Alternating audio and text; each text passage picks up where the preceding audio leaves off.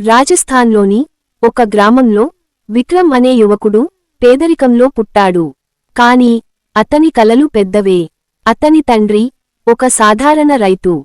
ఎండలో కష్టపడి పని చేసినా వారి కుటుంబం సరైన భోజనం కూడా తినలేకపోయేది. తమ స్థితిని మార్చుకోవాలని విక్రమ్ ఎంతగానో శ్రమించాడు. కాని ఏదీ కలిసి రాలేదు. ఒకరోజు అదృష్టం అతని తలుపు తట్టింది. ఓ బంధువు పరిచయంతో విక్రమ్కు జైపూర్లోని ఓ గొప్ప వ్యాపారవేత్త శర్మగారి వద్ద డ్రైవర్గా పని దొరికింది. విక్రమ్ నిజాయితీతో ఉండటంతో అతని నిజాయితీని గుర్తించిన శర్మగారు విక్రమ్ను కుటుంబ సభ్యుడిలా చూసుకున్నారు. మంచి వేతనం ఇచ్చి మంచి నివాసం ఏర్పాటు చేసి అతని చెల్లెలికి మంచి పాఠశాలలో చేరే అవకాశం కల్పించారు. విక్రమ్ మొదట్లో చాలా కృతజ్ఞతగా ఉన్నాడు. కాని కొన్నాళ్లకు అతని మనసులో అసూయ, దురాశ చేరాయి. శర్మగారి ఆధునిక జీవనశైలిని చూసి తన స్థానాన్ని అసంతృప్తిగా భావించాడు. ఆ అగ్నికి ఆయిల్ పోసాడు రాకేష్. ఇతను విక్రమ్ స్నేహితుడు. చెడు పనులు, చెడు మార్గాలు ఇతని అలవాటు. ఎందుకు ఎక్కువగా కష్టపడుతున్నావు? నీకు కావాల్సినదాన్ని నువ్వే తీసుకోవాలి అని రాకేష్ విక్రమ్ని ప్రేరేపించాడు.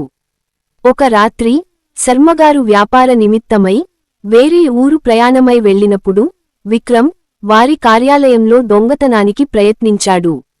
సేఫ్ తెరిచి డబ్బు కట్టలు తీసుకుని తన గ్రామానికి పారిపోవాలని బయలుదేరాడు. కాని విధి వేరే నాటకం రాసింది.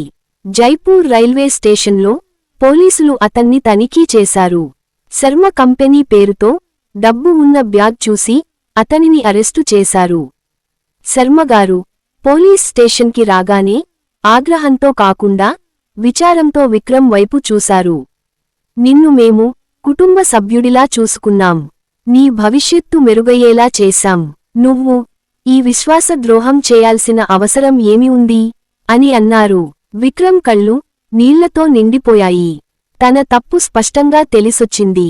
నేల మీద మోకాళ్లు మోపి క్షమించమని వేడుకున్నాడు.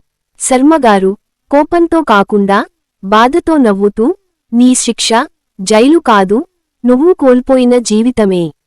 నిన్ను నమ్మిన వాళ్ల విశ్వాసం వమ్ము చేశావు. అది తిరిగి పొందటం అసాధ్యం అని అన్నారు. విక్రమ్ నిశ్శబ్దంగా చూశాడు. తన ఆశ భగ్నమైపోయింది. కొన్ని తప్పులు ఎప్పటికీ సరిచేయలేము అని తెలుసుకున్నాడు. ఈ కథ ద్వారా మనం అర్థం చేసుకోవాల్సింది ఏంటంటే, నిన్ను నమ్మిన వారిని, నీకు సహాయం చేసిన వారిని ఎప్పుడూ మోసం చేయవద్దు. విశ్వాసం కోల్పోయిన తర్వాత తిరిగి పొందడం చాలా కష్టం.